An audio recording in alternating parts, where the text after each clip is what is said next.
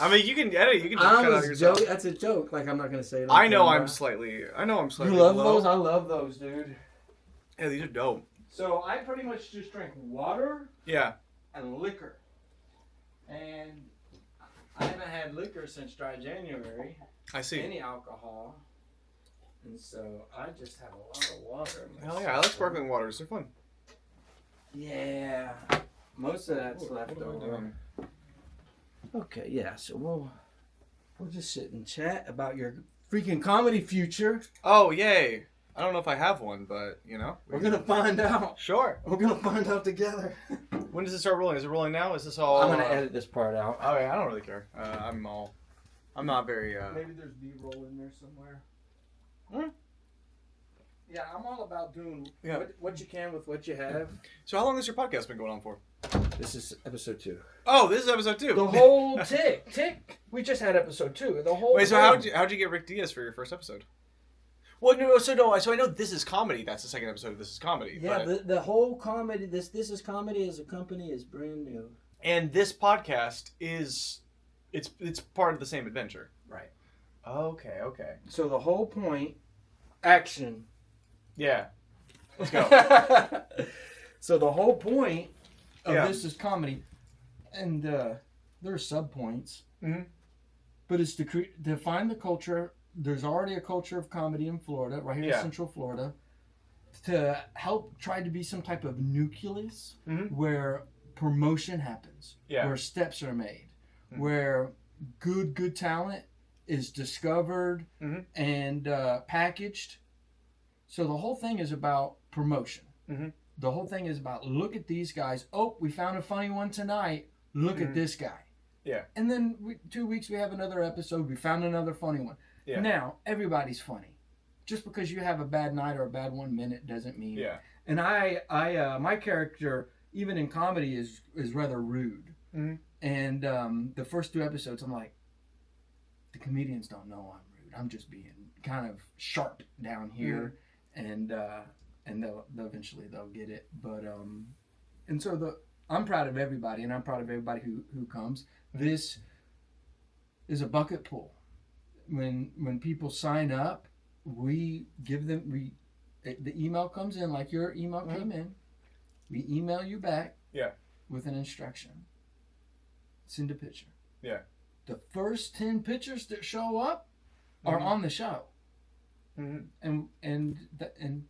that's it's about promotion. It's about we want to create a nucleus.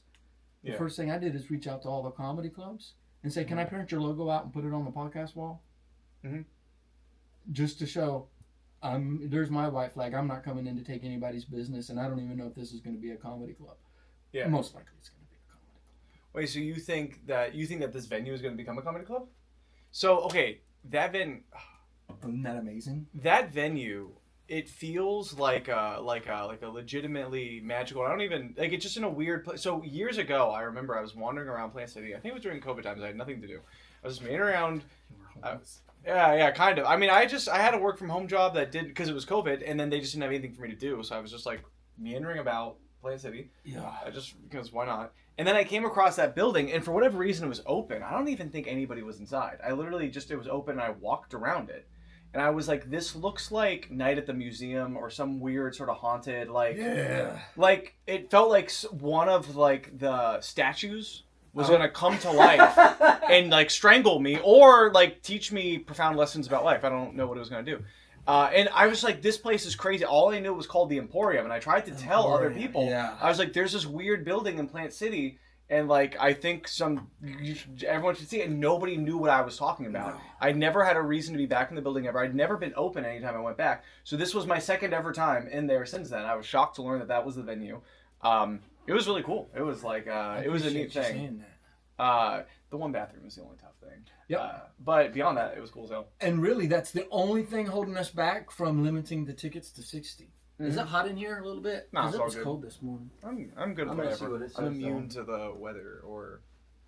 Do you sit down and watch a lot of TV? No, I don't watch TV at all. I can't sit down for, very long and just zone out. Yeah. Sometimes, every once in a while, like I don't eat ice cream a lot, but every once in a while I'll just want ice cream. Same with TV. So I got you. if I feel like getting up and get a coaster, I'm the type that gets up and gets a coaster. And I'll let the air kicked on for like boom, and then it's back on. Anyway. Well, I like having a thing in Plant City because obviously it goes just like Tampa to Lakeland. Yeah. And then there's really not much in Brandon. I mean, Zach Stein is like hosting shows over there, but there's not like a regular like this is like a venue. Even for there's a lot of gaps in the Tampa Bay area for performing arts. Like I go to a lot of concerts, and like South Tampa is a totally uncovered area for live music or comedy or I think theater as well. Brandon, there is that place in Brandon. There's that one. I knew it years ago. What's it called? They do musical theater there a lot back when I was involved in that. I'm totally forgetting what the place was. It looked like it's some fancy shack. It's like the gimmick, but for musical theater. I need to remember what it's called. But anyway, fancy shack. Yeah, there's just not a lot of this stuff over here, so I think Plant City's cool. It's in the middle, kind of. Yeah. And if that shade, the building's right there. I look out my kitchen window and see the building, and so for me. That's a win-win. When I started thinking about this as comment, in my head, when I'm running this show over in my head as I'm planning it, it was always in the theater. Never bringing it up to the fella. But anyway, serendipitous how we got in there. Yeah. Shot my shot. It was cool. Yeah. People, it was cool. It was cool. And this guy, so I don't really hear all the comedians until I'm editing the video. Okay. If you even watch the episode back, I'm just listening to the audience laugh. I'm trying to judge, is this a real worth a point? Because there's a lot of half laughs. And then when we're narrowing it down, for one, after the first round, we knew you and Mike Lee and that girl, we knew y'all were through right off the bat. And if you people go, well, who do you think? What are you thinking? There's kind of ties in there. Yeah. There'll be like 3 of you that got the same amount of laughs per minute, and we're like, okay, which one had better, content? And we're scratching our heads going, these guys all tied. We've got to put people through, and it can be tough. But in your 10 minutes, you had my attention, and I had no problem counting the laughs and listening to you because everyone was laughing when they laughed. You got no half laughs. And I remember I did get a bomb though. I got one colossal bomb, but I did predict it. Yeah, and I didn't see the punchline either. When I watched it back, I was like, I didn't I was like there's a delivery issue just in that one. Yeah, I may have set myself up for failure. There is a punchline. I just didn't tell. I don't know. Yeah. Well, anyway. I think you got a laugh and then you said something to save it and you're like, "Oh, my save didn't save." Yeah. And then my thought was... I thought nobody laughed at the first joke. No, my thought was you didn't need the save because they laughed. Should I tell the glorious audience what the joke is? Please. Okay, so here's the thing. I feel bad about saying this joke because it's meaner than what I normally say. But the joke is like, okay, I'm getting older. I'm almost 30. I feel like it's time for me to start dating single moms. Yeah. And now that I'm thinking about it, I think that there's actually some serious advantages to doing it. Like for instance, I already know what their postpartum body looks like. Yeah, that was good. Anyway, but I prefaced it by being like, I'm gonna do a meme joke. Y'all may not like it. But let's anyway. I tried, and they didn't like it. They hated it. So anyway, it was a joke. Whatever. And then I tried to be like, oh, I predicted that you wouldn't laugh, and then they didn't think that was funny either. And I was like, well, we just gotta move on because this is not. So when you land that, I already know what their postpartum body looks like. That's it. It can't get no worse than this. That's even. Oh, there we go. Wait, let's write that down. I'm like, it can't. I'm like, it doesn't get. Anyway, if I can deal with this, I can deal with anything. Especially if she has twins. Dig on it. Then you really know. The baby you always wanted, and then one for parts. I see your scars from. The cat. Wow. Yeah, mangled me. This is some second. Kind of swollen or something? Is it swollen a little bit? Way down from what it was before. Wrist? No, it was like 3 times the size. I want to learn how to gain weight in my wrist. I don't know if that's possible, unfortunately. Well, you have to get bit by a cat. Step one. And this is just some secondary rash I've got. Wow, there's more. Oh yeah, I got it all. It got me on my foot too. Postpartum. Yeah, I can't get no worse than this. That's what you're texting. can't get. Yeah, writing down this tag can't get work. What is your take?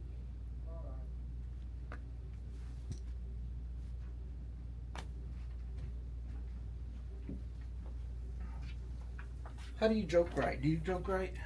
Oh, so I mean, sometimes I do.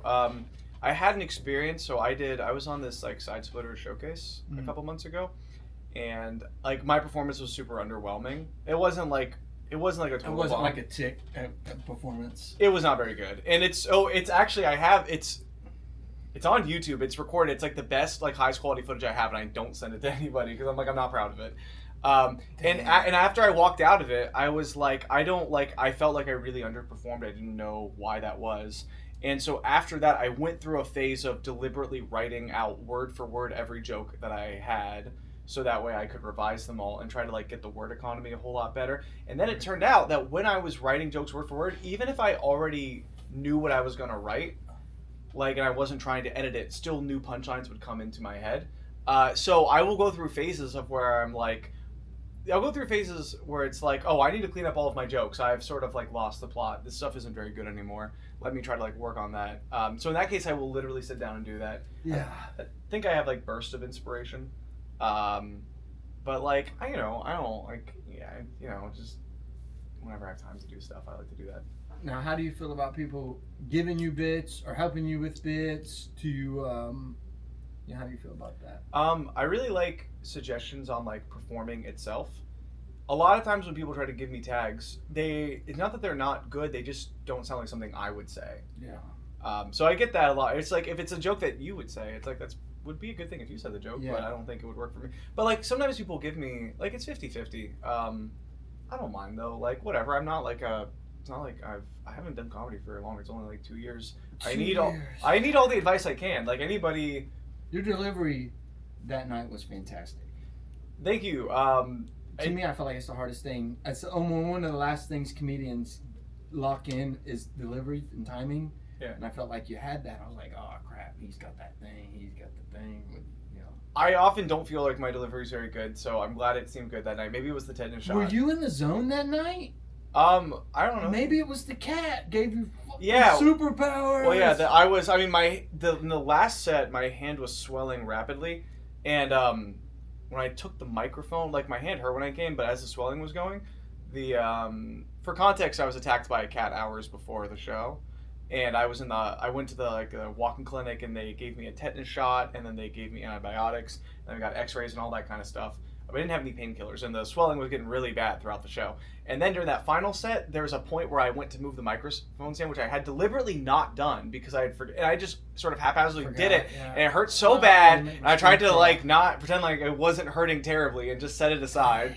That was not good. I had a don't tell show the next day where I had my painkillers. I was taking ibuprofen, and then it had been like 8 hours. I had taken some Tylenol. Tylenol did not work at all. I didn't know that though. So all of my ibuprofen was wearing off like right as I was about to perform. And I went up there feeling nauseous, feeling like I could not move my arm. And I like gritted my way through it. But I was like, oh, that was a toughie. Yeah. And then I had one more show I was supposed to go over to that night. And I showed up there, and then I changed my mind and went to the ER instead. Really? Yeah. Another one. Yeah, so that was my weekend. It was great, and Well, I'm glad you came through. People. Yeah. Less can happen. People not show up. Yeah. They'll figure it out. I didn't like it when the doctor was like, "Well, you're probably not going to lose your hand." Yeah. I was like, "Oh, wasn't even thinking that was on the table." It's been my experience. It's not necessarily always the most talented that make it through life and make it to the top or hit their goals. Talent is not a prerequisite to success. Mm-hmm. It's the continuous work, the grinding, the goal setting, the waking up and putting in the day's labor that get you there. And so that's why I like when people fill out and sign up. Mm-hmm. I give them this whole breakdown, tell them exactly in short what the show is about, what's going to happen. Say I'm in, send a photo. Yeah. I would say 50-50. 50% of the people send the photo. 50% of the people I never hear from again. Doesn't hurt my feelings. Doesn't hurt their feelings. But it's the first weeding process of I'm getting someone who just doesn't want the attention to be funny. They're working on it. They're showing up. They're going to be here. And if they get here and they're going to do that for me, I'm going to put 4 cameras in the room. Yeah. And I'm going to put 60, 70 people in the room and let's do this for the night. This is we're only doing comedy tonight. And to me, I wouldn't do it any other way right now. I'm just so happy with how things are going. Yeah. Yeah. I honestly, I sent you a photo. I would not have had a headshot at all. Like I've been it's only recently, only in the past couple of months that I think I've been like trying hard at comedy stuff. Previous to that, I would go to open mics and do a show, and I'd always try to do well. So like I had a motivation to be like, oh, I'm booked on the show, I want to do well. But I wasn't really thinking past like just wanting to do well on the shows I want to be on. It is still not my ambition to be a full-time professional comedian. Okay, that's something I wanted to get to. I have a 9-to-5 job that I like. So what is that at? What is that? I'm a computer programmer. Really? Yeah. I can see it. You seem like the type. No. So check this out. Yeah. I was homeschooled. You were too? That explains it. Wait, were you homeschooled? Yeah, a lot. You were OG homeschooler. Yeah. Was it like questionably legal back then? No, my mom never graduated high school. And she set us 3 boys down and was like, all right, I'm going to teach you everything I know. Oh, Lord. Yeah. So, however, it was on and off. Mm-hmm. It was homeschooled, public school, Christian school, private school, homeschooled, public school, Christian so y'all didn't school. keep the faith. You were inconsistent. You got to do it all the way. We were K through 12. K through 12 learned nothing? Yeah, I didn't learn anything. But now. That's true, I didn't learn anything. Now, 12 of y'all siblings? Yeah, I have 12 siblings, yeah, so 13 of us total. Now, before you answer me. Okay. I'm about to find out your graduation level. Okay. The first baby, that's 12th grade. There's 12 siblings. They graduate. They're the smartest of them all, and I'm just being silly. Okay. Where do you fall in age chronologically? Oh, I'm number 4. You went to the 4th grade. Congratulations. Yeah, because my older brother, I'm the middle. Mm-hmm. There's totally 5 of us, and 2 kids were adopted. He's the smartest, but he's a she now, so she's the smartest. Okay. And my little brother, he's not the smartest. Mm-hmm. And so I felt like my mom, she was into it for the first one. Yeah. And just lost a little bit of her drive with me. And then by the time David was here, it was pretty much home economics. Yeah. And PE. Mm-hmm. My parents are definitely trying less hard with the youngest because they're like 60. They don't, now they have 10 grandkids. So I think sometimes they forget that they have 3 children under the age of 18 at home. For Child Protective Services, those kids are very well cared for. They're well fed and they're getting a good education. And when I was younger, it was like helicopter parenting, like lots of rules. And now it's like they receive more than enough supervision, but it's not nearly what we got. Well, yeah, like 7 older brothers and sisters. There was a Boston you were around most likely. Yeah. So I have 3 older siblings, and 9 of them are younger than me. Oh, you were number 4 from the top. Yeah. I thought you were 4 from the baby. No. I'm one of the older ones. You're one of the smart ones in the group. I have a 12-year-old brother. I thought the 7 above you were just like sharp as tacks because you're pretty sharp. Oh, thank you. I was trying to pick on you and put you down at the bottom. No, I think if I were to say the smartest is probably my brother Timon, who I have to count, where he may be the 5th youngest. Oh, really? So Jackson's the youngest, then Liberty, then Truett, then Faith, then Timon. Jackson. So he's 5th. He's the 5th youngest. He's the smartest by far. Like he's going to be a computer scientist. He's finishing. Really? Yeah, he's going into his master's degree for computer science right now. Really? And your parents were loving, I guess. Yeah, they're cool. Yeah. I like them. Now, which one of the kids is the one where like, Mom, did you mess around this because Christy don't really do nothing like the rest of us do? We all get told that we look like Stacy. So we all have I'm not even sure what it is, but other people who meet us say that we're all immediately recognizable as like your siblings. Mom's child? And who's Stacy? I think no. So Stacy's my last name. So yeah. Oh, Stage name is Stacy. Was mom's name. Stage name is Graham Lee, which is my middle name, but my last name is Stacy, which is my dad's name.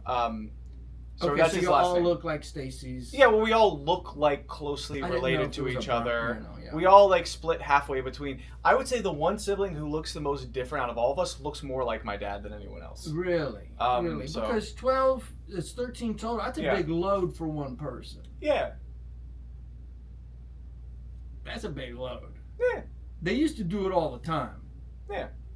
But you said your parents were just in it for the game, love of the game. Yeah, okay, so we weren't Mormon or Catholic. We were non-denominational.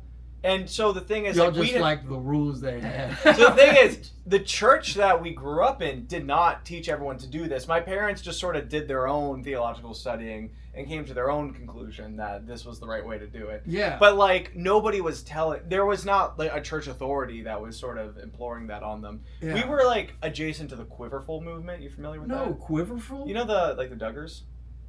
The Duggars is a family? They're like, yeah, there's that family with like 19 kids out in Arkansas. That sounds super, super They familiar. had a big TLC show, and then there was a bunch of scandals. The oldest son turned out to be a pedophile. Yeah. Oh, no. Are you talking about, the dad's name? Jim Bob Duggar. No, and there was a different guy, and his name starts with an N, and he was out there, Ned or something. But anyway, the I don't know Duggars, about you've really refreshed my memory. I remember that. Yeah. So like, there was a whole movement of like Baptist and non-denoms who were like into this whole thing about how like it comes from some Bible verse about like having your quiver full and like Quiver? it was all like moms stay. Isn't that a bag? Yeah. But then it's like I don't really. I don't I'm remember the probably details of it getting that off the much. point. Yeah. There was a whole it was a whole movement. There were some really weird people in it. What was that guy's name? The total creep guy. There's a whole bunch of those characters. That doesn't really narrow it down very much. The one in Texas? No, there's so many. There was a documentary that was put out on Amazon recently called Shiny Happy People. I remember that documentary. I love those documentaries. Yeah, so I recognize some of the people from the documentary, like from growing up. But I didn't know any of them well, but I definitely recognized them. So that's awesome, dude. You're watching. Look at these crazy. Oh, there's Mom. Yeah. He was my best friend. So for the people who don't know, the Christian homeschool community is very politically well connected. It's a small community and it's very politically well connected. So just like for instance, I was in the homeschool debate community, which was like, it's a very well organized community and it's very competitive, and you travel all around the country for that.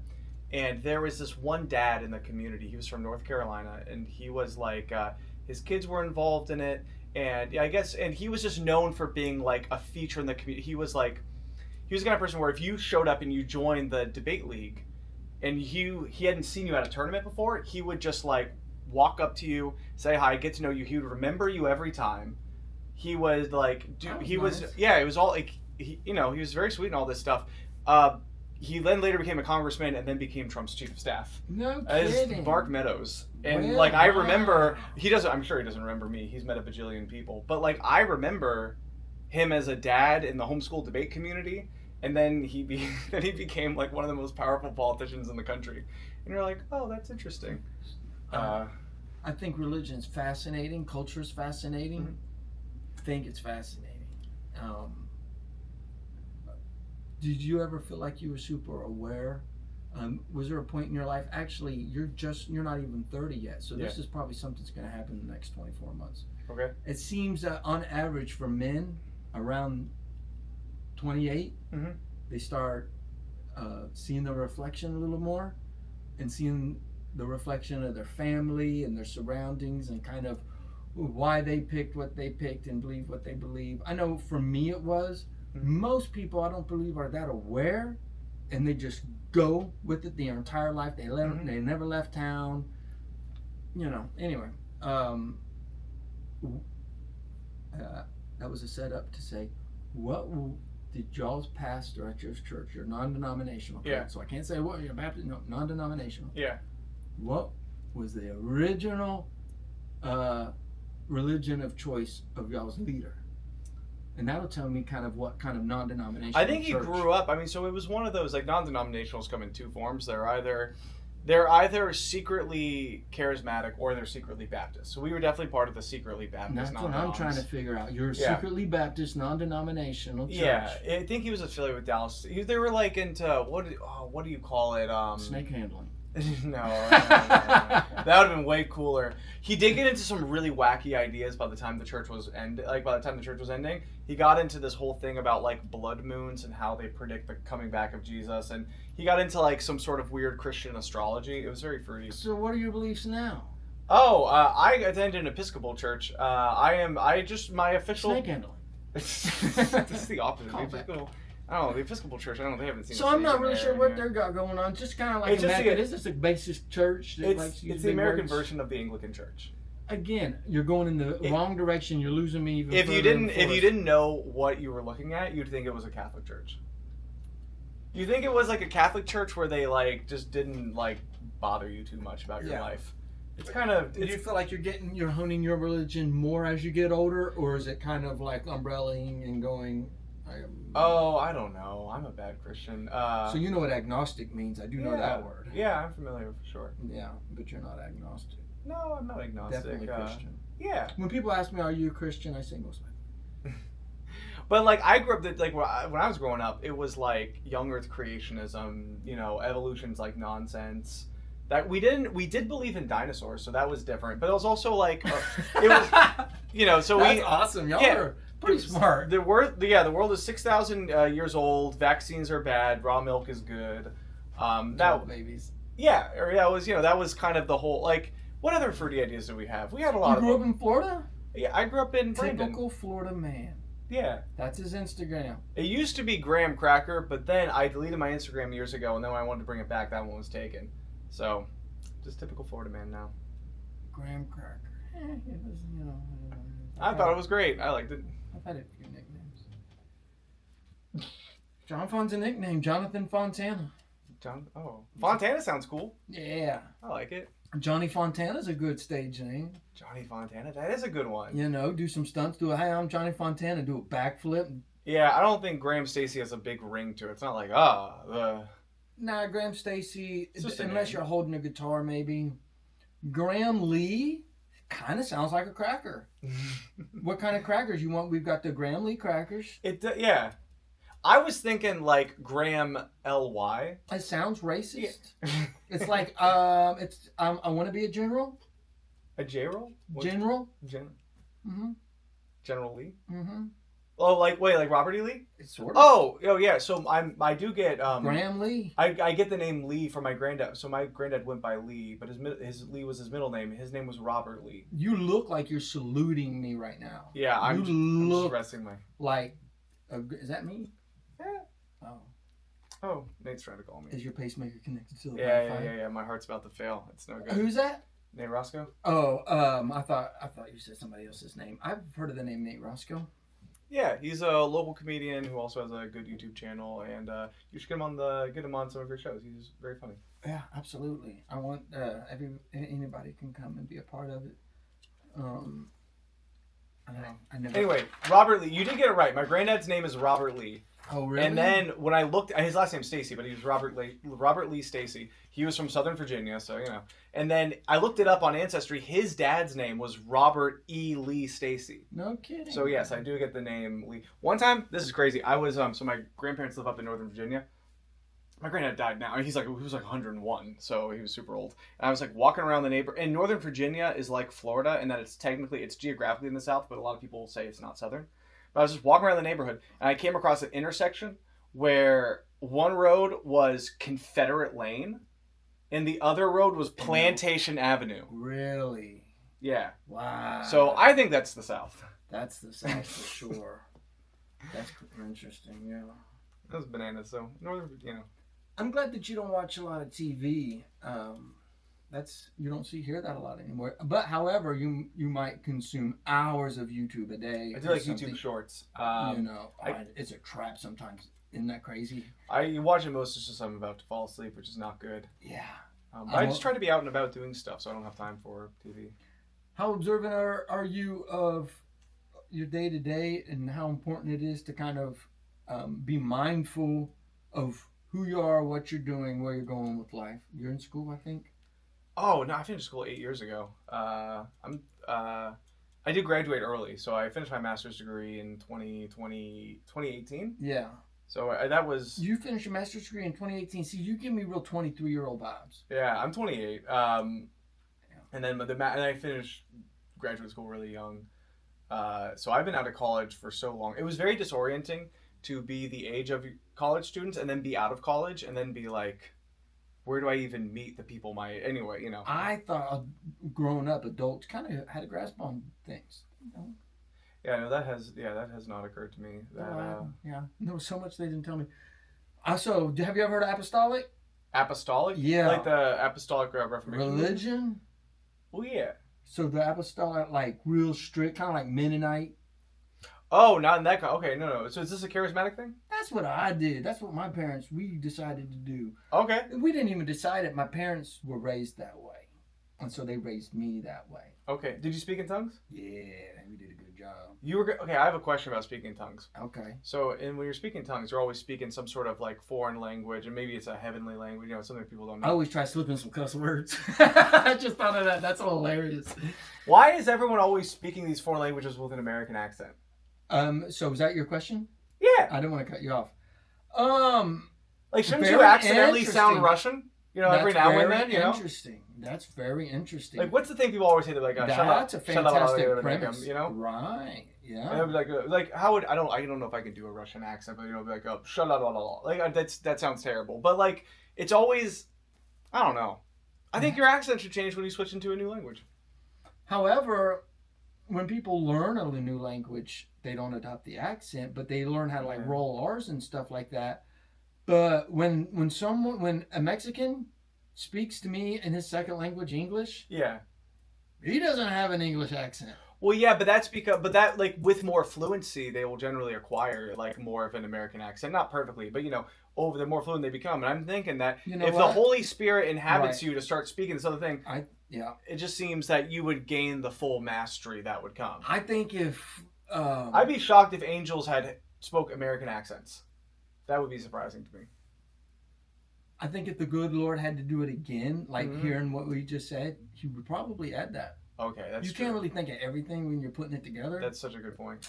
In Mormonism, next one, the goal is that you get to become a god yourself and like recreate. Like, is that really true? You get to recapitulate the creation process. No. So you could. Maybe it's like if I ascend to that highest level, then I could take this knowledge and make that happen on my. I think the Mormons and the Scientologists should team up. Mm-hmm. You put those two stories together, you don't know where that goes. That could be. You don't know. You got new books. You're writing new books. That could be pretty exciting. Could be pretty exciting. Imagine if they I'm found always some down more for a new religion. tablets. The Mormon people had tablets, right? Yeah, they did have tablets. Let's find some more tablets. I would like a good. I just feel like we live in an age where it's like we're always referring to the old religion. So how about, and we know in America we cranked out a few in the 1800s. 1900s we need a new good American religion. Scientology was obviously the closest attempt. It was a little too weird. And here's my thing. You know what? I wonder if Scientology doesn't give up. Mm-hmm. It'll be huge. The numbers in 1,000 years. Though. You think it's gonna be huge in 1,000 years? Yeah. I mean, if they don't stop. Yeah. Because look how big Christianity is. Yeah. I don't know. We have an old family friend who, like my parents' age, who was a Scientologist back in the 80s. So before, like, back when it was fun. Back when nobody knew what it was, and so we heard. I remember as a little kid, before it was like public information. Dude, finding out's the best. It was like because people knew Scientology was sketchy, but nobody knew what they actually believed. And hearing as a kid him being like, he had been stalked by when he left. The Scientologists like stalked him and harassed him for years. So he had this level of paranoia where even at the family's house, telling the stories, he would like get in hushed tones, and he had this like deep paranoia that the Scientologists were still like about to get him anytime. Wow. So yeah, anyway, not good. If somebody on the street's trying to offer you a stress test, don't take it. Yeah, I took a stress test. Yeah. Back when I was apostolic at the flea market, Big Top on 301. Mm-hmm. I read free. You read?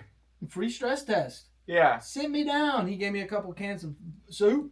Yeah. And we started talking about stuff, just life and stuff. And I was like, hey, thanks for the book. And I bounced and then went to church and told, I got the book and everything. They're like, you know what this is? And I'm like, nah, it was free is what that was. And then they all picked on me, the pastor and all them. Because I got into the ministry when I was 12. I started preaching when I was 13 years old. And then I preached up until I was 25, maybe 26-ish. And so, and then I got shunned. I lived on church property and rented from the church. And our pastor's son, who wasn't even going to the church, he was the sinner, he started becoming homeless because he lost his house. Okay. And I was out running my business at work. I was, anyway. And I came home and his son was living in my house. And all my stuff was on a trailer. And I wasn't shunned because you're a piece of crap, you're out of here. Yeah. The pastor was like, I'm not moving my son and his kids, the piece of shit, into my house. I'm just going to move him into John Fawn's place. Interesting. And it is interesting. My family and all that grew up there. Yeah. My mom ended up leaving, was cheating on me. My dad, everybody left. My brother left. My sisters left. I was the last one at that church from my family for 2 years, and I was the youth pastor. And the relationship with the Fontanas and the owners of the church had deteriorated so much. But I was so in the ministry that I didn't care who came and gone. God had called me here to save these kids. Yeah. And that's all I was going to do. Just do what the Lord told me, and y'all figure out what y'all are going to do with your lives. And they liked that until it came down. It's like, well, I'm not going to move my son back into here. Let's go ahead and get rid of the last Fontana. And that's how it went. And so I was like, I'm going to go to hell. And so I spent like 4 years partying and getting in a lot of trouble. Yeah. And then at 29, I was like, wait a minute. I was only thinking about the rapture. I was like, it should have happened by now. I do remember worrying about. Did you ever watch Left Behind or whatever? Yeah. Those were peak horror for me. I was like, oh no. Peak horror. Like I remember. Dude, that's a really good punchline. I remember. I remember being like a little kid. I had to be 11 years old when Obama got elected, and being like, well, this is the one world government that we've all predicted. Does he that look black? Not because no. Okay, dude. Come on. That was the other reason why. No, it was like I remember there was a whole thing because it was like, well, okay, like Republicans were God, right? They represented God, and the voters all rejected God. So that's pretty bad. Off to a bad start.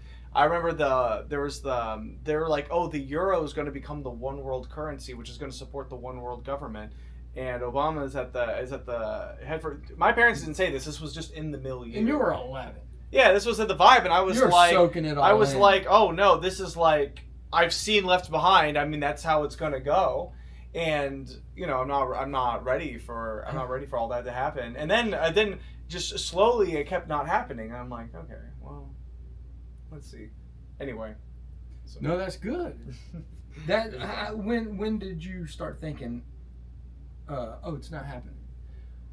Probably by the time he had to run against Mitt Romney. How old were you? When I was 11 when Obama got. I was born in '97. So you're considering these things at a very young age. Yeah, I was interested in that stuff early on. I always like history and politics and economics and stuff like that. I didn't get into shit. We got into God's coming back tonight, Okay. or in the morning before breakfast. That's not a lot of time. No.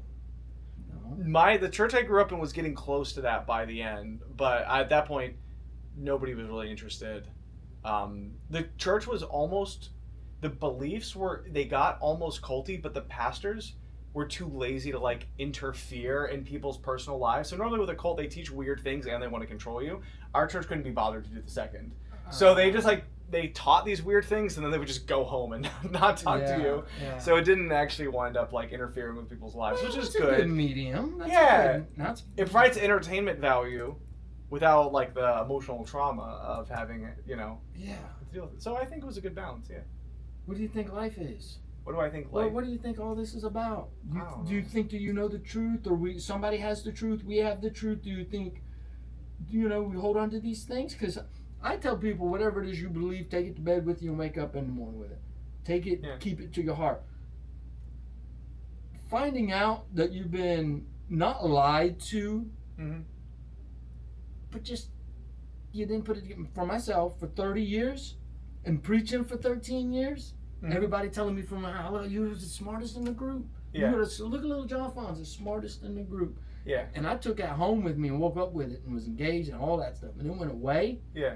You were engaged. You had an engagement called off. Yeah.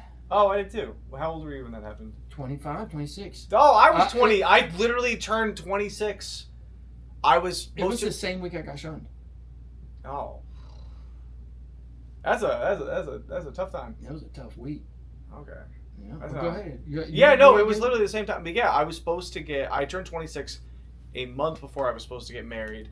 And I didn't call off the engagement then, but I did call off the wedding plans like literally right after I turned 26. And then engagement fell apart a couple months after that. We dated for 4 years, and after we got engaged, we got engaged, and the wedding was set for 6 months away. We got halfway there, and had sex. She told her mom. Her mom wouldn't let her leave the kitchen table until she called me and broke it up. That logic doesn't even make sense. We dated. Why did they just accelerate the wedding then? We dated in our head for 2 years. She kept the ring for that long, and she never would take the next step to get back together with me and go against or whatever. You know, there was only one other dude at her church. She married him. They got like 4 kids. Yeah. So if the whole point is like, oh, you're supposed to wait until marriage, and then you didn't, shouldn't they be like, okay, well, let's just get this marriage done right now, and like make it official? And you always pick it apart. Her mom was going through a divorce at the time. Sometimes I think, was she pushing some of this stuff her mom was dealing with her husband? I don't know, because you're trying to make things make sense, but that was a minute ago, you know? Yeah. But, yeah. Life after 30 for me has been a whole different ball game than it was for the first 30 years of my life. And I see some, I like naive. I like naivete. I like the word naivete. Okay. And I think that some of the brightest people and the people who are going to go the furthest in today's culture are the ones that are most naive. And they're thinking they can and things like that. And with you being homeschooled and a bunch of kids running around, yeah, I think you're in the sweet spot. Yeah. Like I don't know anything, that's why I can do. I'm not trying to accomplish. You don't have too much You got plenty of pre-drilled in stuff, but I think you have an open mind enough to be yourself. I'm not trying to accomplish anything though. Like I'm not trying to change the world. I just have a job. I hope to keep having my job. So you would want to keep computer programming for the rest of your... Yeah, sure, it's fine. I take your shit over. The most depressing part about this whole podcast is you have no interest in making it anywhere in comedy. Although if it happens, wait a minute, I didn't say that. I didn't say I have no interest in making it anywhere in comedy. I like how you see how I changed your mind on, because that's not what you said. No, I said I don't want to become a professional. Like I'm not trying to earn money doing comedy. Yeah. I would like to be a good enough comedian that when I for instance, I like to be able to travel regionally. I like to be able to do shows around Florida, maybe into just like whatever. I'd like to do as much comedy as I can in a way that's compatible with my 9-to-5 job. And maybe if I get a remote job, I can do even more than that. But like. I want to be anchored on having like a independent career separate from this interest in comedy. I don't want this thing I enjoy doing to be the thing that I'm also dependent on to make money. What if it happens on accident? I mean, if I just get lobbed, lobbed? Like for instance, you told me so many new words today, dude. Like, dude, that's a third. Lobbed, yeah. If you get lobbed, like you lob a grenade. It's a word. Anyway, so like for instance, if Lorne Michaels watches this podcast and invites me to be on SNL, obviously I would quit my job and take that opportunity. Yeah. Like that would for sure if someone just did that. Yeah. But I'm not gonna do anything to make that happen. Yeah. And I don't expect that to happen. And you know? But there's just so many other things between you keeping your options open. Yeah, I like it's a this as long as they don't interfere with your job. Yeah, and they don't it doesn't interfere with my job at all, so I don't I have no problem. That's really cool. I'm glad that you're stable, and that's just one other thing that could lead to any sort of success in comedy. Have you ever gotten paid $100 for doing a comedy show? Yours did, yeah. No, I mean, is that the first one? Yeah. And that's what I want people to see. I like that you don't care, and I'm using these words like not interested and don't care, but he didn't say any of that. Yeah. I like to put labels on people. Yeah. And then let them fight back to upstream to go back to where, anyway. I want to sit down with Theo Vaughn sometime and have a conversation with him. Somebody said, Yeah. John, if you and Theo Vaughn sat down in the room, y'all wouldn't get nowhere. Y'all wouldn't get nowhere with y'all's conversation. What a guy. Yeah, he's great. I think you can do whatever you want in entertainment as far as comedy goes. I think, and you said you did improv? No, I've never done improv. I was, okay. I was a debate kid and a theater kid. I always liked being on stage. Debated. You always liked being on stage and Yeah, seeing yeah. attention and everybody looking at you and giving Yeah, you praise no, and stuff. I love attention. Yeah. Who doesn't like attention? Some people don't like it. That's crazy. Some to people me. really don't. I've like never had attention. to deal with like stage fright. I always felt comfortable being on stage from the beginning. That's the only thing I had going for me starting comedy. Stage presence. Yeah. Now I could still. I think I was like literally comfortable being up there talking. That was fine. I didn't feel nervous. I didn't feel like super jittery or anything like that. That being said, I do think that there's a type of. I think most people in comedy succeed by sounding natural. Some people deliberately play up a certain affectation, which is like fine, but most people succeed by being natural. I wasn't good at sounding natural. I just felt fine up there, even if I sounded canned. Yeah. Yeah. So that's nice. I like karaoke. I like anything that involves me performing. I enjoy that. Some of the biggest comedians today, some of the hardest working ones today, there are some that it's a known story that they didn't have any interest in making this thing a full-time gig when they started. Mm-hmm. You know what I mean? I did churches for 3 years and did hundreds of churches. Mm-hmm. And I serendipitously fell into that, and I never booked one church. It was an organization that found me, and it just matured into that, and then I did that. I could see that happening for you. I could see you getting into computer programming and being one of the best, and then AI in 3 years completely shuts it down. Yeah. Oh no. I mean, I get what I'm. You're also AI's changing 27 the or 28 years Yeah. old. You've got I can see you doing whatever the hell you wanted, and if computer's what it is, and whatever the next thing in computer is, I can see you inventing that thing. I'm not that good. Whatever I'm just a it lowly is. data engineer. I don't know. You're an engineer, engineer? It's a data engineer is not real engineering. So my degree was in quantitative economics and math, and then I got my master's in economics. I wanted to be a PhD economist, but I quit the PhD program. And then the only thing I had was I was like good at statistics, so I got a data analytics job, and then I've just learned different things to the point where I'm now a data engineer. But data engineering is not real engineering. I don't like calling myself an engineer because that sounds fancier than I am. You sound like you're single, make 6 figures. I'm not going to talk about my income. Man, 2 of us on the couch, dog. And I'll definitely, I'll never make you look like an idiot on this podcast. It's all good. Dude, I thought about episode 1. Yeah. You know Matan Evan? Yeah. I thought about, and I didn't think about it even enough to even think that I would actually do it. But it's one of those things you see people on the side of the road. Could you imagine if I just mowed these people? I never would do it. But I was like, could you imagine if I just launched this show, episode 1, and trolled everybody? Like, but he's been working on that shtick for years. Like even before he started the podcast, he was doing all sorts of public antics. Like he had a reputation for years. Like he was popping up at the Hong Kong protests. Yeah. He was doing that whole thing. And then he showed up at that one video games thing. Like he'd been cultivating this thing, and then he started the podcast. So it's like, I see all these people that have success doing these quirky things in comedy. Yeah. And I want to try everything. So it's like, now I want to have a character, and I don't. Yeah. I want to troll. I don't. I troll a little bit, but I really don't want people to feel bad. At the end of the day, if I ever feel like, and not just with comedy, in life, if I ever feel like I'm getting the upper hand where someone's going to feel bad and their self-esteem, run me over with your car, because I don't want you to walk away feeling bad. Yeah. Because I think about myself, and I generally feel that most people think in life, I'm going to be fine. John's going to be okay. He seems to always, he always just grabs his momentum. I fell forward consistently, and I'm not easily embarrassed. Mm-hmm. And so if someone's walking away going, I bet John he thinks I'm a piece of shit. Don't think I think you're a piece of shit. Don't think you're funny. Please don't think I hate when people think that I think bad on them. When you, Zach, and Mike Lee at the end of the show got up, Zach, go home. That's all I said. He was eliminated. And I just said, Zach, go home. No one laughed. It was silence for way too long. And that was me actually trying to be funny and rude. Yeah. You know, remember that show? You Are the Weakest Link. Goodbye. It was a game show. And so at the every time someone was voted off, she goes, you are the weakest link. Goodbye. And it was just, bye. Like, you know, not even fuck you, but just like, we're moving on.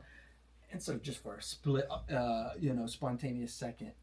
On stage, I was confused by what Everyone I was. Just was. Like, Everyone I didn't think it was was me. I just didn't know what it was. I was like, okay, so what's the? And then no one got it, and I said, they said what? And I said, or have a good day. Whatever it is I said, it was so plain Jane. And me, I'm trying to be funny. Yeah. And kind of a character and stuff. But I hate. For me, it's a lot of fun. Yeah. I think gay humor is a lot of fun. I like racist humor is a lot of fun. I like all that stuff because I don't do it in real life. And so if you can't do comedy and stuff, and every now and then I do hear, like, I'm pretty open to like all kinds of jokes. Very rarely does anything offend me. Every now and then you hear somebody talking, like, doing homophobic or racist jokes, and then you realize later that they actually are genuinely homophobic and racist. It's so uncomfortable. Yeah. Like, it is like, holy wow. Like, I heard this one guy, it was just an open micer. He did some whole routine about how he hates Jews and women, and it was like shockingly kind of funny in a certain way. Yeah. Then we were bantering outside. He actually just hates Jews and women. That is actually his honest to God position. Yeah. And he really hates his Jewish ex-girlfriend who cheated on him. He says cheated on him. He's got trauma. He's got unresolved trauma. But he needs to figure that out rather than go around like. It was weird. I was like, this guy's a nut. I don't.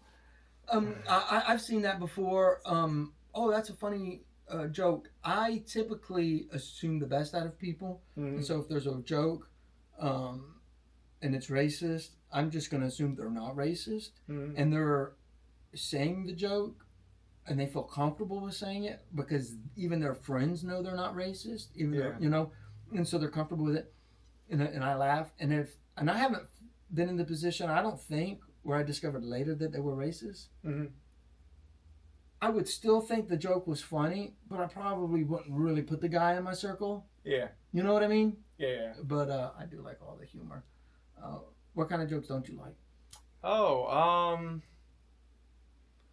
What kind of? I mean, I think anything well told is there's certain like lines that just get repeated so much that I don't like them because I just hear them so much. Like, for instance, anybody uses the phrase, does the carpet match the drapes? Stop it. We've all heard that too many times. I don't want to... Street joke. Yeah. We're good. First of all, it's not even funny. This is just my little pet peeve.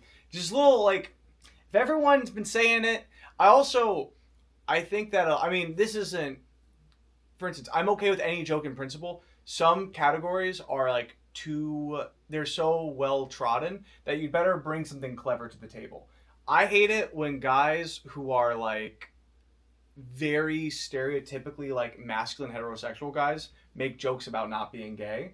And they don't even offer anything that would, like, hint that they're gay. So it's just, like, an obviously straight dude being like, I'm not gay. It's like, nobody thought you were. There's nothing funny about this. Yeah. I saw that in Chicago. I went to the Laugh Factory and I went to some showcase there.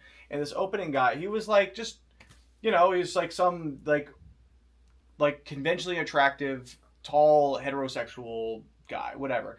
And he did like 3 minutes of gay jokes and then he tried to do this whole, he's like, so I recently came out to my dad. And it was like supposed to be a subversion. It was like, came out about being a Democrat.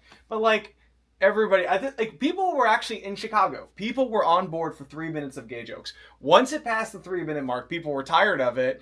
And it was like, nobody believes you're like, I just came out. It was like, nobody's believing that. Stop it. This is not, and he became aware that people weren't like it anymore, and he was like, yikes, this is all I have for the rest of the 10 minutes. He was the opening set, he closed out, he was the host, and he brought back up everybody. Everybody else was so much better than this guy. And I was like really shocked. And And I was like, how did this guy get this host gig up here at the Laugh Factory? And then this one girl who came on much later in the night, she was doing her set, and she was talking about her boyfriend. She's like, you may have seen my boyfriend. He's the host tonight. And I was like, okay, I see what's going on here. Okay. It was just like... cheap. Yeah, it was just like, come on. Like, if you're going to do... just have something new. Like, have something unique to bring to the thing. Anyway, but those are everybody's feeling. I think everybody feels the same way as me on that. I don't think there's anybody who's like, let's do more cliches. Yeah, we got to give them some more of that. In both episodes of Tick, episode 1 and 2, a gentleman referred to ladies' parts in as an Arby's meal, and I had never heard that joke. And they didn't, and I don't know, they didn't deliver the joke. It wasn't like a joke, a bit that they both did. Yeah. It was a reference they both made. And I was like, okay, so that's been used twice in 2 shows already. SNL famously had that recently on their Weekend Update with the joke swap. You ever watch that? Mm-mm. So they have the 2 Weekend Update anchors. Yeah, so they have the 2 Weekend Update anchors, and like they'll write jokes for each other. And one of them, Colin Jost, is married to Scarlett Johansson. And he has a joke. He has a joke about now that she's pregnant. It's like roast beef. That was what his other guy set him up with. Anyway, so maybe that was on these guys' minds. I don't know. And I'm gonna ask you 2 more questions before we get it off. I'm just gonna make sure that's still going. Okay. Who would you say your top 3 local comedians are? Who do you like seeing when you go to a show? You know Paul Genuine? No. I don't know where he is. He disappears all the time. Paul Genuine, he has no... For people who know, they know. Paul Genuine getting a big shout out. He's out of Tampa. He has no social media. He has no interest in self-promotion. And he'll randomly disappear from comedy and just say that he quits everything. Which is sad, because this guy is so funny. He is so funny. He is... I think that's sad, too.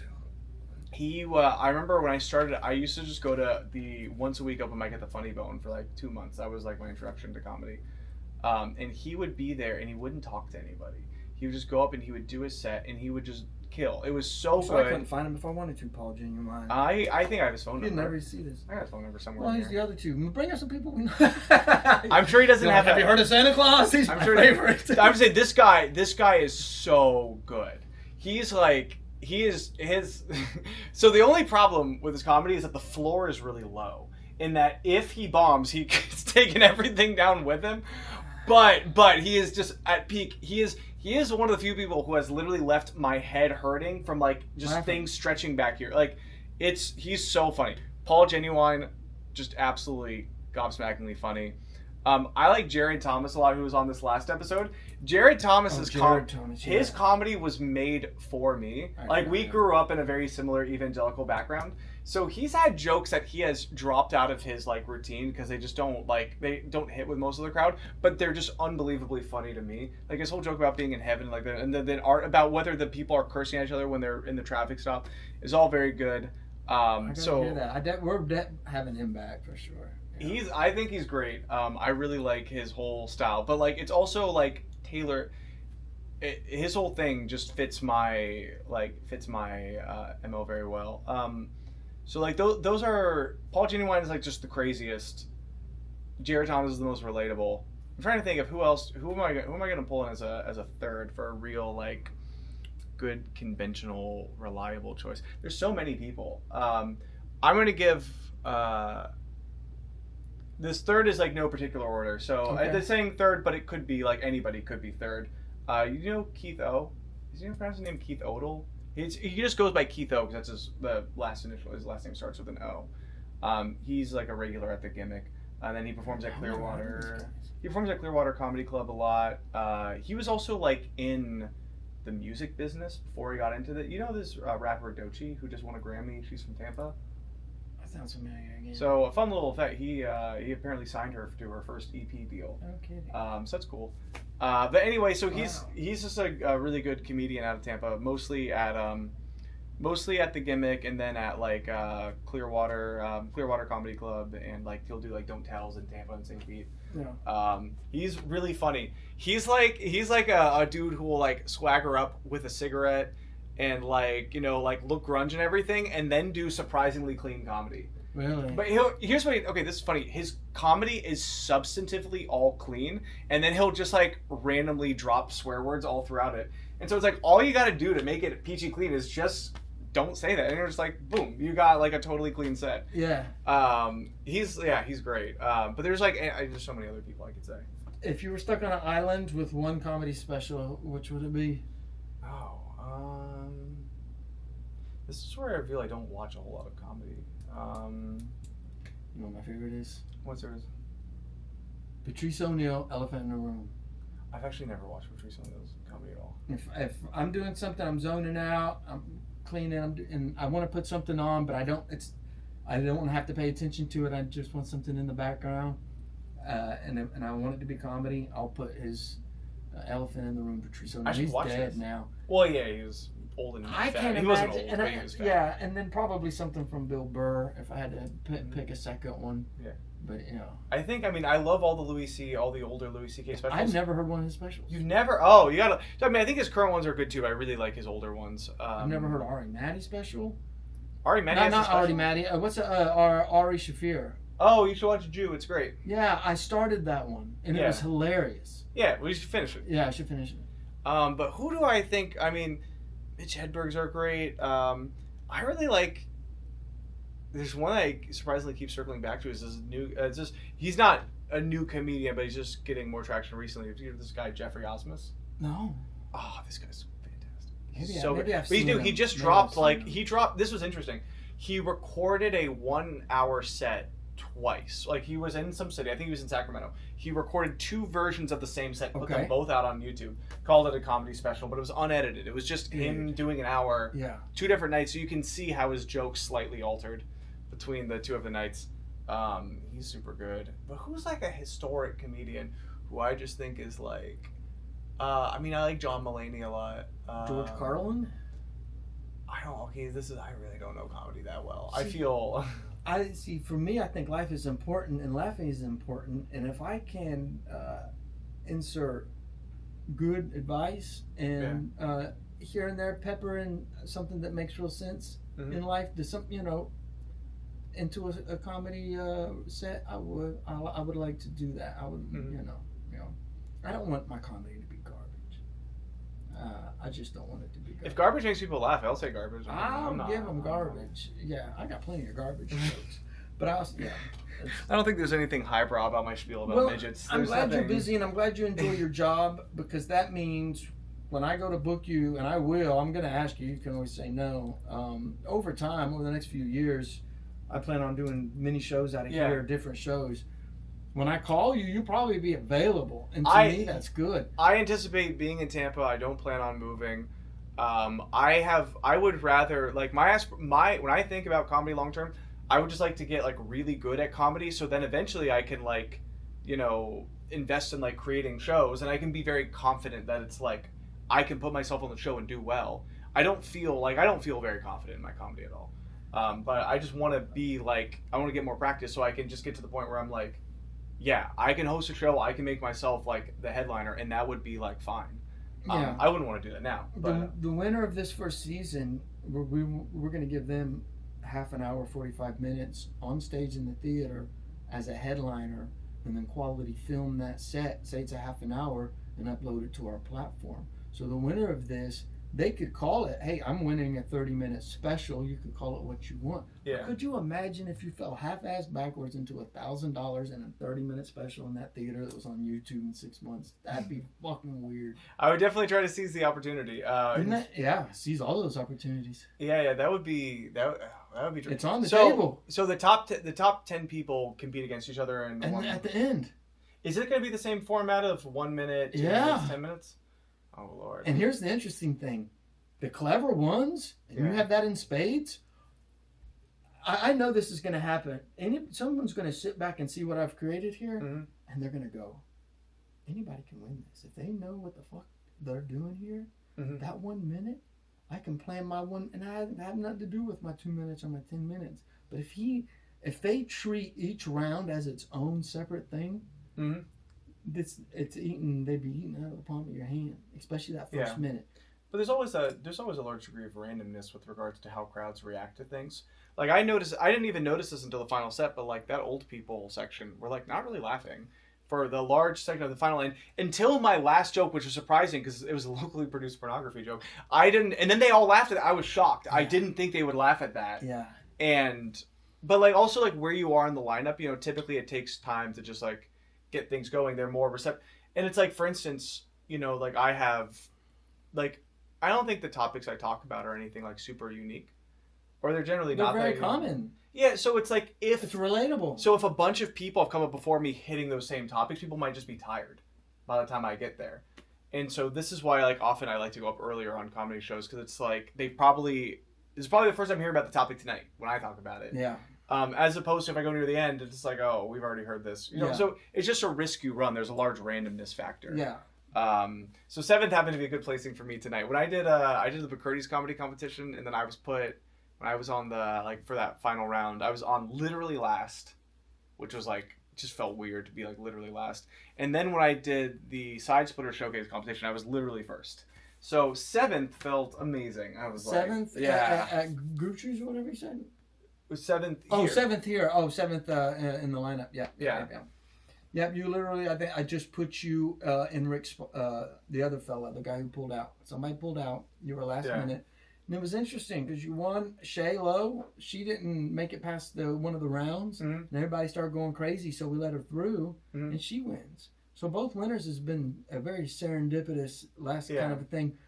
My face didn't even make it on the poster, but I sent it in too. No, it did not. And you did. When that happened, I knew right then and there, I was like, I'm not going to stress myself to change this. They did it at the last one. The last one, 2 people pulled out. The last one, let me tell you this. Mm-hmm. We had put it all together before I went public with it. I had all the comedians, everybody's coming. Mm-hmm. Maybe 3 weeks before the show, I go public, sell the tickets. Mm-hmm. That day, everybody goes, that's the day of the Plant City Parade. The whole street shut down. So I called the comedians. I hit them up and I said, do you want to battle the parade or do it the next day, Saturday? They're like, let's battle the parade. I don't care. I'm like, all right, we're doing it. Yeah. Saturday, that next day, so 3 weeks before the show, I go talk to Ken, the owner, and he's like, we're definitely not doing it on Friday. I'm like, dang. So I have to go all the comedians and I message them again in that group chat. Yeah. I said, okay, we have to do it the next day. Mm-hmm. And now we're getting dates like the 19th. It was on the 6th, December 6th. We're throwing days around like the 13th is popping up in the chat. January's pop. All this wild stuff is popping up. Mm-hmm. And the whole thing is unraveling 2 weeks before the show. They haven't had a show in 70 years. Everything's going away. And so I texted everybody. I said, okay, the winner gets $100. Anybody who shows up, not on that Friday because we canceled, the very next day on Saturday gets $100. And so everybody but 2 people could make it because the other 2 people had a show and they were on that show together. Yeah. So I'm like, all right, I'm in $800 and we've got our show. And I called 2 last-minute people. They got in. I remade the promotion. I remade the video. I remade the reel. It kind of stressed me out. I put it out there. The 2 people that couldn't make it decide that they can make it now, and they want their $100. So now I'm in $1,000, and then the winner gets $100. I end up spending $1,400 or $1,500 that night for that show, and I would do it in spades. I'd pay twice as much because what happened there should have never happened. What I'm doing has no interest. This world does not want what I'm doing to happen. Not when I say the go of flow of things, how things like to work out. I am pushing so hard against the grain with everything that I'm doing here. Mm-hmm. And I knew going into that first one, something's going to stop this thing. And I'll consider that. I'll go into that with every show. Nothing's going to stop. I go to work like, okay, what's today's, not in a negative way. Not in a negative way, like, who's going to fuck with me today? But as in a way is, nothing's going to stand in my way today. That's how I approach it. I don't know why I brought that up. I didn't Oh, realize the the first promotion. episode was that crazy. You weren't on the poster. That's Oh right, yeah. yeah. Also, I don't care. I sent all the information in 2 days before. Yeah, Like, I was yeah. like, And I considered it. Go back through. I was like, no, you did that last time. Yeah, no, it's fine. Last time, yeah. And it. But I don't. Okay, so I've been asked for headshots 3 times now, and this you were like, oh, whoever sends a headshot that's like shows some serious. The only reason I have a headshot at all, that was an old like engagement photo I had taken. Oh really? Oh really? Yeah, it's like literally like the best professional photograph I have. But it's like I didn't have now. So the day after, so I once again plug Nate Roscoe, local comedian, also YouTuber, comedy historian. He also does photography. He's like very good because he's like a professional video person. Like that's literally what he does for a living. You can hire him to go record things. He's got like all the fancy equipment for that. And then he's done he will like while he's recording, he was also like taking photos and stuff. So he took a photo of one of he recorded, got like a high quality video of one of my sets. He sent me up like a sound piece and everything to like get good audio of it and everything. And he took some photos too. So now I actually have some photos that I could use for that. But previous to that, it's like I got to go back to the archives. I got to go back to when I was getting married. It's a little important. It's not as important for what you want to do with it, but it's I think it's fine. Your photo's fine. I think you'll have that solution. That'll come. It's an oldie. I look even younger there. Yeah. You do. You look young. I started aging too. I looked younger when I was your age. I looked like I was 18 years old. When I was 26 years old, I could have passed for 18. Yeah. And I cage fought and stuff and trained for. Oh, you did MMA? Years. Yeah. Okay, I might see the poster up there. I aged. That was an iconic match. Yeah. 13 seconds. Well, I got a few MMA posters, and for example, this was rescheduled. So that didn't happen. Did it happen at 186? Is when it happened. It didn't happen at December 12th. So I remember Jose Aldo hurt a rib. I don't know. Yeah. I think it was And so Nick Diaz's last fight, they put him up against Khamzat Chimaev. Oh yeah. That fight didn't happen. He ended up fighting Tony. Well, Khamzat fought Kevin Holland. Yeah, that's Tony right. Fought, so like I had that poster of Nick Diaz and Khamzat. I love those. We'll end the post. And I think that was it. Oh yeah, what's your beef with the midgets? Oh, I'm trying to help them. The podcast is over. It's over. He hates midgets. No, you. Graham Lee. Hold up, no, Thanks. Hold up. I'm trying to help them. They're gone. Nobody seems to care, and I'm like, where are they? I would like to save them, and everybody's like, you can't call them that. I'm like, well, whatever we call them, we should be trying to protect them. People are so worried about what we call them. They're so worried about what we call them that they have not noticed they're gone. That was hilarious. Your bit at that night. I'm sitting there, I look at Gregory and say, where did this kid come from? Because, I just don't pay attention.